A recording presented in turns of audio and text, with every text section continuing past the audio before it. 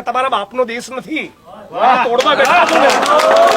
અને આવી ને આવી પરિસ્થિતિ ઠાકોર સમાજની કરી છે સુભાષ બ્રિજ, બરાબર? ત્યાં તો લગ્નનો માંડવો તોડી નાખ્યો.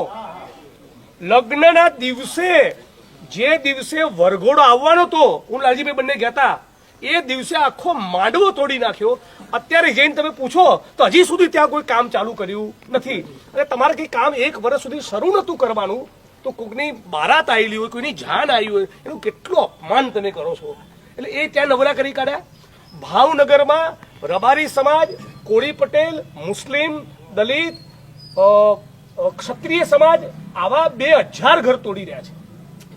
અંબાજીમાં તમે જોયું મોટાભાગનો ગરીબ વર્ગ, પણ એ ગરીબ માલધારીઓની વચ્ચે 2-5 ઘર એવા બી હતા જેની કિંમત 80 લાખ રૂપિયા થાય, અને 80 લાખનું મકાન તોડી તમે પેલું કોઠા જેવું લાખ રૂપિયાનું મકાન આપવાની વાત કરો છો. આ કઈ રીતે ચાલે? એટલે મારું એ કેવું છે કે આ બધા જ પીડિતોને વિધાનસભા ચાલુ છે એ દિવસે ચલો ગાંધીનગરનો કોલ આપીએ તો કેવું રહે? અને આખા ગુજરાતમાંથી જે લોકોએ મારો કે ભાઈ દેવ દેસાઈનો, કપિલભાઈનો કે લાલજીભાઈનો સંપર્ક નથી કર્યો, એવાય 10 જણા સુધી મેસેજ પહોંચશે, એ એમની રીતે આવશે. અને ભારતીય જનતા પાર્ટીમાંથી કોઈનું દિલ સારું હોય અને ગરીબ માટે લાગણી તો મોસ્ટ વેલકમ, તમે આવો. બરાબર? તમારા મનમાં ખોટ ના હોય તો આવો. આ તો આ ભાઈએ કીધું એ પ્રમાણે બધું નવરું કરી નાખે, પછી દલાલી કરવા માટે આવું છે. બરાબર? એટલે આપણે એક જ વસ્તુ, જે પણ સરકાર વાત કરતું એ બધું લેખિતમાં આપે. અને આ તો એટલા લુચ્ચાના સરદારો છે કે લેખિતમાં આપ્યા પછી ફરી જાય એવા છે. ભાનુભાઈ વણકર એ પાટણની કલેક્ટર કચેરીમાં આત્મવિલોપન કર્યું, બરાબર? એ આ જ દિવસ હતો ફેબ્રુઆરીનો, આજ. અને એમાં 4 દિવસ સુધી અમે લોકો ડેડ બોડી ના લીધી. રાત્રે 11 વાગે IAS IPS ઓફિસરો સહી કરી કે આવી જેટલી દલિતોની જમીનમાં દબાણ હશે બધા દબાણ ખુલ્લા કરીશું, એમની સ્મૃતિમાં સ્ટેચ્યુ બનાવીશું, ફલાણા અધિકારી તપાસ કરશે. આવી બધી માંગણીઓ લેખિતમાં આપી. એ વાતના જે 7 વર્ષ થયા, એટલા લુચ્ચા છે કે આમની જોડે નખાણ ના લઈએ તો જિંદગીમાં તમને પૂછશે નહીં. આ તો શું દેખી રહ્યા છે કે આખા ગુજરાતમાં બધું ચહેરાઈ ગયું. આખા રબારી સમાજમાં, ઠાકોર દલિત સમાજમાં મેસેજ ગયો છે. ભવિષ્યમાં રાજકીય નુકસાન થાય એની બીકે કરી રહ્યા છે. બાકી પૂછવાય ના આવે, હજી 2 ધોકા વધારે મારે, આ એવા છે. અને આ ભાઈ, આ કપિલભાઈનું ઘર તોડ્યું લાલજીભાઈ, એમાં આપણે આ નેતૃત્વ કરતા હતા, એના કારણે જે મકાન તોડ્યું છે. આ કોઈ ગરીબ માણસ માટે લડતો હતો ને? તમારા જેવા, તમારા બધા માટે લડતો હતો. આવી બીજી 10 જગ્યાએ જઈને લડે છે. હા, બધા માટે લડતો. તો આનું ઘર તોડ્યું તો આપણે એવું કરીએ કે આખા ગુજરાતનો માલધારી સમાજ એ ફાળો કરીને આનું ઘર બનાવે. પહેલે 51,000 હું લખાવું છું આજે જ. સરકારમાં મેસેજ આપીએ, બરાબર? પણ આ એકદમ સ્પષ્ટ કિન્નાખોરી છે કે તું આ મુદ્દે ભવિષ્યમાં બોલતો નહીં, તો તને નવરો કરી નાખીશું. મને આસામની જેલમાં નાખેલો. એક ટ્વીટ કર્યું નરેન્દ્ર મોદીની સામે, 2,500 કિલોમીટર દૂર આસામની જેલમાં નાખ્યો. શેના માટે? મેસેજ આપવા કે ફરી તમે આ બધા આંદોલનો કરશો તો તમને નવરા કરી દઈશું. આ દાદાગીરી તો તોડવી જ પડે, ચાલે જ નહીં. એટલે એને જે ધમ પછાડા મારવા મારે. આપણી 2 વાત, બધી જ માગણીઓ લેખિતમાં તમે આપો, અને આ તારીખે આટલા વાગે નક્કી કરો તારીખ. આજે શક્ય બને તો આજે તારીખ નક્કી કરીએ, નહીં તો 2 દાડા પછી લાલજીભાઈને તમે બધા કહો ત્યારે ચલો ગાંધીનગરનો કોલ આપો. વિધાનસભાનું સત્ર ચાલુ છે, વિધાનસભા આગળ જઈએ. બોલો ભાઈ, ન્યાય કરે ગુજરાતની સરકાર. અમારો મુખ્યમંત્રી કહે છે ને કરવું છે તો આ પણ મને લેખિતમાં તમારે વિધાનસભા આવવાની જરૂર ના પડે એવું કરી આપ. બરાબર? એટલે ઠાકોર સમાજ, દલિત સમાજ અને માલધારી સમાજ, આ 3 સમાજની ભાવનગરમાં, અંબાજીમાં, ઓઢવમાં, સુભાષ બ્રિજમાં, ગઈકાલે એક લગ્ન પ્રસંગમાં મને 200 કરોડ કંઈક નોટિસ આપી છે નરોડામાં દલિત સમાજના. વટામણમાં દેવી પૂજક સમાજને નોટિસ આપી. આ બધા જ લોકો આપણે ગાંધીનગર વિધાનસભાનું સત્ર ચાલુ છે એ વખતે જઈએ, અને એ અંદર અમે લોકો ધમાલ કરીશું, આ મુદ્દે બોલીશું, લડીશું, અને બહાર તમે લોકોની સાથે પણ અમે લોકો હશું. પણ આ જો પોલિટિકલ પ્રેશર નહીં આપીએ તો આ તોડ કરશે. ઘણી જગ્યાએ 200 લોકોના ઘર તોડ્યા, પછી 50 ના તોડશે, પછી 250 ના તોડશે, 150 ના તોડશે. આપણે એક રાજકીય શક્તિ નહીં બતાવીએ કે ખબરદાર જો અમારા ઘર તોડ્યા તો ગુજરાતની ગાદી પર બેસવા નહીં મળે.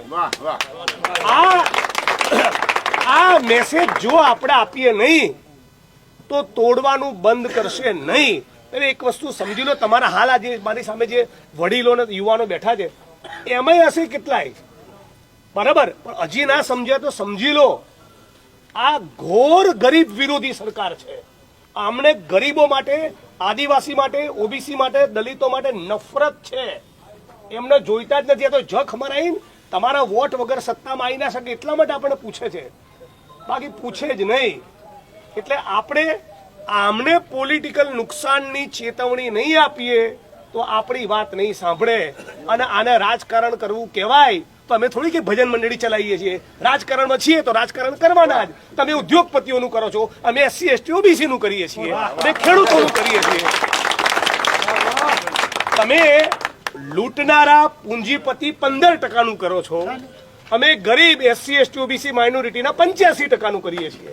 આટલી સ્પષ્ટ વાત છે. એટલે આપણે બધી જ માગણીઓ આપણી લેખિતમાં આપે અને ગાંધીનગરમાં જવાનો એક મોરચો આપણે બધા તૈયાર કરો. નેતાને છેલ્લી વાત, નેતાને બીક શું લાગે કે મરી ગયા, મારા વોટ તૂટ્યા તો નેતા દોડે. ત્યાં તમારે એને કરંટ આલવો પડે. બાકી એના મનમાં એવું હોય તો રેલી કરવા દો, ધરણા કરવા દો, આંદોલન કરવા દો, ફરી હું જીતવાનો છું તો નેતા બીજા 10 મકાનો તોડશે. નેતાને પ્રેશર આપવાની જવાબદારી આપણી. એના થઈ જવું જોઈએ કે આ બોસ આ ભારે પડી જવાનું છે. અમદાવાદમાં અને આખા ગુજરાતમાં જ્યાં જઈએ ત્યાં ઠાકોર ને માલધારી ને દલિત ને દેવી પૂજક સમાજ અમને ચારે બાજુ ઝાકરો આપવાનો ચાલુ કરે. વાહમાં અમારે પહેવા જ નહીં દઈએ. આવો મેસેજ જાય તો પછી અમને નિર્ણય લેવો પડે. બાકી પ્રેમની ભાષા કોઈ દાડો સમજ્યા નથી ને સમજવાના નથી. એટલે આપ તમામ લોકો લડો, હું તમારી સાથે છું.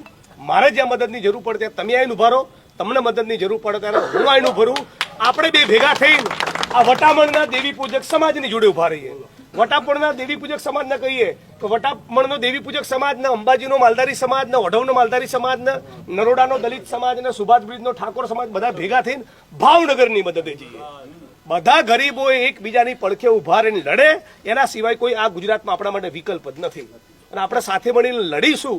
10 જગ્યાએ લડીશું તો 2માં તો કંઈક પામીશું ને. નહીં લડીએ તો કશું મળવાનું નથી. એટલે લડીશું. અને મને વિશ્વાસ છે કે અત્યારે જે પ્રમાણેની તમારી તૈયારી હું જોઈ રહ્યો છું, તમારા ચહેરાનું જે નૂર છે એ બહુ ક્લિયર દેખાડે. તમે લડવાના મૂડમાં છો અને માણસ લડવાનું નક્કી કરે તો કંઈક તો પરિણામ મળે જ. અને પરિણામ આપણે લઈશું. અને બધા જ આપણા બધી તમામ માગણીઓ એ સરકાર લેખિતમાં સ્વીકાર કરે. એ લેખિતમાં વાત ના કરે ત્યાં સુધી આપણે આંદોલન મૂકવાનું નથી. એટલી વાત. ગાંધીનગરની તારીખ નક્કી કરીએ. એ આપણે મળીને 2-4 અલગ અલગ જગ્યાએ જે ચાલી રહ્યું છે આખું ડિમોલિશન, તમને બધાને જાણકારી માટે આજે આ વાત કરવાનો મોકો મળ્યો છે. તારે ખાસ તમારામાંથી જે મંદિરે જતા હોય અને હિન્દુ ધર્મમાં માનતા હોય એ ખાલી હાથ ઊંચો કરો. મંદિરે જતા હોય ને હિન્દુ ધર્મમાં માનતા હોય એ હાથ ઊંચો કરો. બરાબર. આ તો કહે છે ને ભાજપ વાળા કે હિન્દુઓની સરકાર છે, કરી નાખે ને નવરા. આ સમજો, આ હિન્દુના નથી ને મુસલમાન નથી, એમના બાપના નથી. આ ખાલી પૂંજીપતિ લૂંટનારા ઉદ્યોગપતિઓના દલાલો છે. આમણે ઉત્તર પ્રદેશમાં લખીમપુર ખીરીમાં ખેડૂતોની છાતી પર ગાડી ચલાવી નાખી. ભાજપના મહિલા આગેવાને જસદણમાં કીધું કે ભાજપના નેતાઓએ 6 દીકરીઓ પર બળાત્કાર કર્યો. હું એની માહિતી આપવા તૈયાર છું પણ FIR કરવા તૈયાર નથી. આ ઓળખી લો આ હિન્દુત્વના ઠેકેદારોને. હજી દલિતો, ઠાકોરો, રબારીઓ ના જાગ્યો, જાગી જાઓ. જેણે જે ધર્મમાં માનવું એ માને. મને તો રોટી, કપડા, મકાન, શિક્ષણ, આરોગ્ય, રોજગારની વાત કરે એવા નેતા જોઈએ. આ ધર્મના નામે ચાળે ચડાવશે, જાતિના નામે ચાળે ચડાવશે અને ગરીબ માણસને નવરા કરી નાખશે. હિન્દુ ખેડૂતોને ટેકાના ભાવ નથી મળતા તો ત્યારે સરકાર જેને ઊંધી પડે છે. ફેક્ટરીના મજૂરો જે હિન્દુ જેનું શોષણ થતું હોય ત્યારે આવે છે. પોલીસના કોન્સ્ટેબલો પોતાના હક અધિકાર માટે લડતા હોય, ગરીબ હિન્દુ કોન્સ્ટેબલો ત્યારે પૂછે છે. આદિવાસીઓને વનવાસી કહેવા છે અને બધી એમની જંગલ જમીન સાફ કરી નાખવી છે. એટલે આપણે આ ધર્મની રાજનીતિ પેલા બચી લો. નેતાનું કામ એ ધર્મની, જાતિની વાત કરવાનું નથી. એનું કામ આંગણવાડી હરખી કરવાનું, શાળા કોલેજ બનાવવાનું, હોસ્પિટલ બનાવવાનું, રોજગાર આપવાનું. એટલે આજના પ્રસંગમાં આ વાત જાણી બુજીને કરું છું.